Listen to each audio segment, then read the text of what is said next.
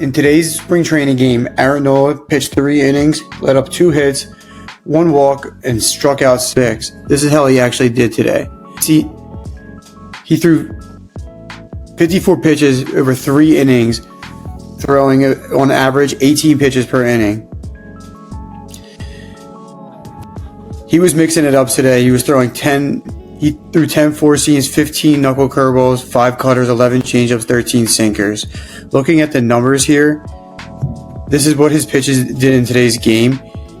His knuckle curveball was pretty much untouchable. So if you look right here, his knuckle curveball was dropping on average 10 inches and had some on average horizontal run to it. So he was having a lot of success with it today because he was throwing it in the right spot. If you look at his sinker and four-seam, it looked like he wasn't really getting much success with them today. His sinker on average was being hit 101 miles an hour off the bat, and his four-seam on average was being hit 99 miles an hour off the bat. If you look here, there's 2 proponents of why I think his four-seam and his sinker were getting hit today. So if you go over and you look at where he was throwing the sinkers, they were up, right? So if we look at a sinker, he wasn't getting it down enough. Aaron Nola, when he's having a lot of success, is getting the sinker down in the zone, but when it elevates, it kind of flattens out. If you look here, he was getting on average 9 inches of vertical break and getting on average 16 inches of horizontal break. So it seemed like it was running today, but at the same exact time, he was elevating it, so it was kind of flattening out because it doesn't have a lot of life on it.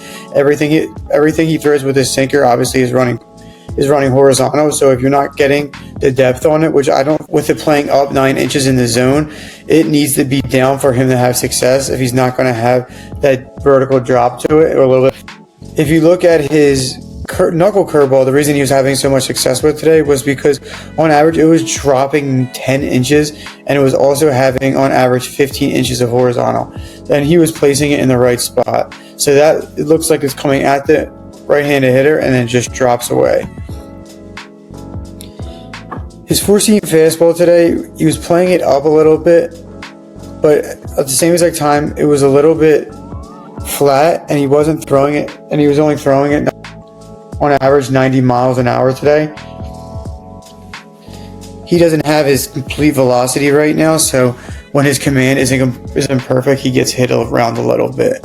So if you look here, his four-seam fastball was on average 15 inches of vertical break, and it was 11 inches on average of horizontal break. So right, it's not really distinguishing an up and down pitch or a left and right pitch. So it was kind of flat, and he was kind of throwing it a little bit up. So it's that really a reason why he was getting hit in the upper 90s off the bat.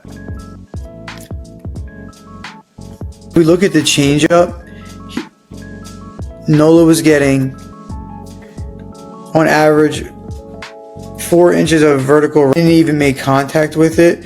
And the reason is because he was playing it really well. He was playing outside the zone a little bit, and he was staying out of the middle of the plate. I love Aaron Nola. It's going to be fun watching his movement.